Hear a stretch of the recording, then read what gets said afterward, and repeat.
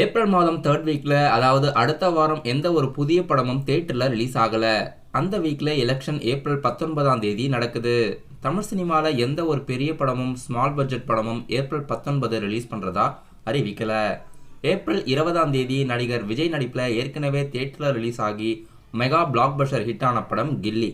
கில்லி படம் தரணி இயக்கத்துல வித்யாசாகர் மியூசிக்ல மிகப்பெரிய பிளாக் பஸ்டர் ஹிட் ஆச்சு நடிகர் விஜய் அவர்களுக்கு கில்லி படம்.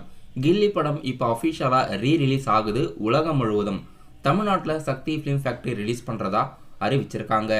தமிழ்நாட்டில் மட்டும் இல்லாம இந்த படம் சவுத் இந்தியா முழுவதும் மட்டும் இல்லாம all over outside of இந்தியாலையும் ரிலீஸ் பண்றதா அறிவிச்சிருக்காங்க.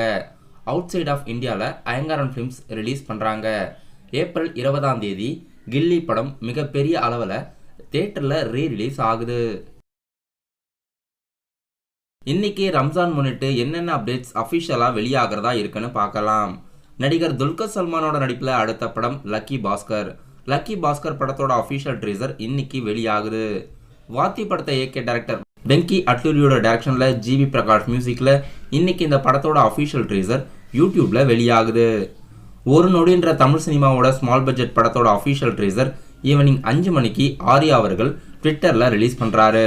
பொன்னொன்று கண்டேன் படத்தோட அஃபிஷியல் ட்ரெய்லரும் இன்னைக்கு ரிலீஸ் ஆகுது. அசோக் செல்வன் மற்றும் ஐஸ்வர்யா லட்சுமி இந்த படத்துல நடிச்சிருக்காங்க. படம் டைரக்டா டெலிவிஷன்ல ஸ்ட்ரீமிங் ஆகுது. மற்றும் சிவகார்த்திகன் ப்ரொடக்ஷன்ல அடுத்த புதிய படத்தோட அஃபிஷியல் ஃபர்ஸ்ட் லுக் ட்ரீசர் இன்னைக்கு வெளியிடுறாங்க. இன்னைக்கு ரம்ஜான் முன்னிட்டு 4 அஃபிஷியல் அப்டேட்ஸ் தமிழ் சினிமால வெளியாகுது. இந்த வாரம் ரிலீஸ்ல தமிழ் சினிமாவோட படங்கள் ரோமியோ மற்றும் டியர் படம் இப்போ அஃபிஷியலா தியேட்டர்ல ரிலீஸ் ஆகியிருக்கு. ரோமியோ படம் விஜய் ஆண்டனி மற்றும் மெர்னாலினி அவர்கள் நடிச்சிருக்காங்க. டியர் படத்துல ஐஸ்வர்யா ராஜேஷ் மற்றும் ஜிவி பிரகாஷ் அவர்கள் நடிச்சிருக்காங்க.